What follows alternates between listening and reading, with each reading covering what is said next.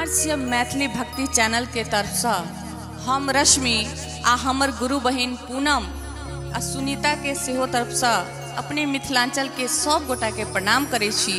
आ शिव चर्चा के ई गीत जे गाबि रहल छी तै के आशीर्वाद जरूर देबै। मतलब आशीर्वाद मतलब भ गेल सब्सक्राइब केनाइ है ना, आ लाइक मतलब भ गेल प्यार देनाइ, आ शेयर मतलब भ गेल दुलार केनाइ। तो जरूर लाइक शेयर सब्सक्राइब करबै। आउ विलम्ब नहीं करित हमर बिन्नी भाई जे छथिन बिन्नी सिंह जी ओ रिकॉर्डिंग के बटन दबा देने छथिन। ताऊ शिव चर्चा के ये गीत सुनाबी। राकेश भैया प्रोड्यूसर आ हमर ठाकुर जी डायरेक्टर के अंतर्गत में गुरु जी के की महिमा कहूँ से तो माया में फंस गेल छियै, एही संबंधी गीत छै।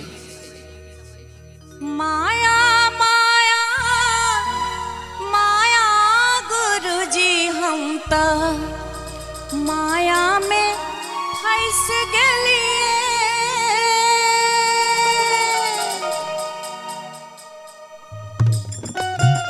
जय हो जय हो जय हो जय हो।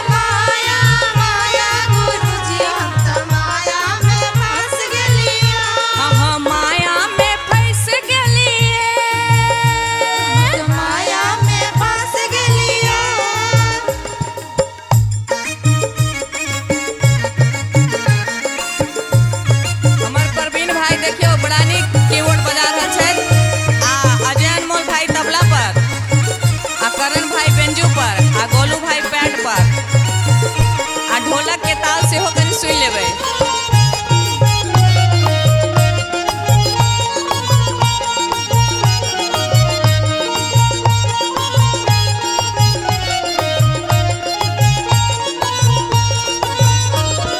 पूजा पाठ हम किछियो ने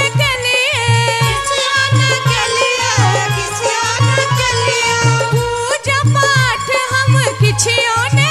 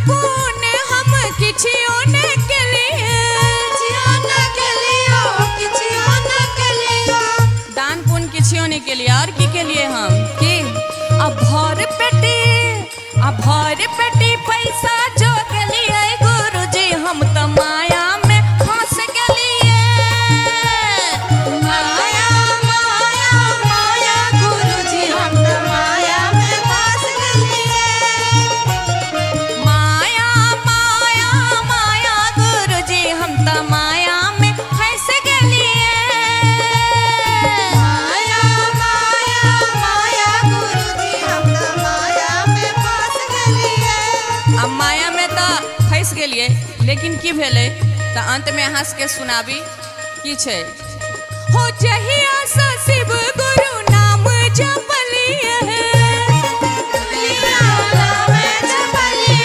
जहिया सा शिव गुरु नाम जपलिया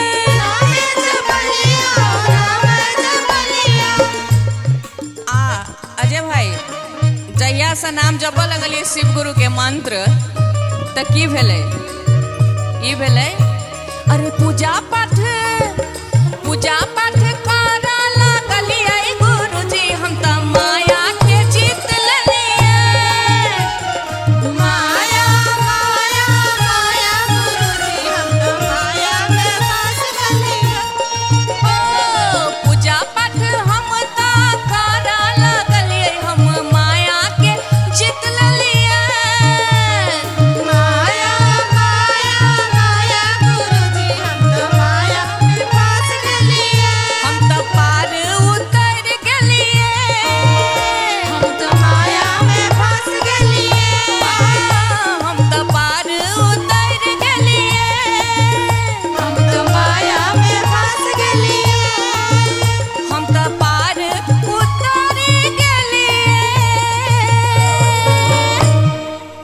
जय हो, बोलिए शिव गुरु की जय, माता भवानी की जय।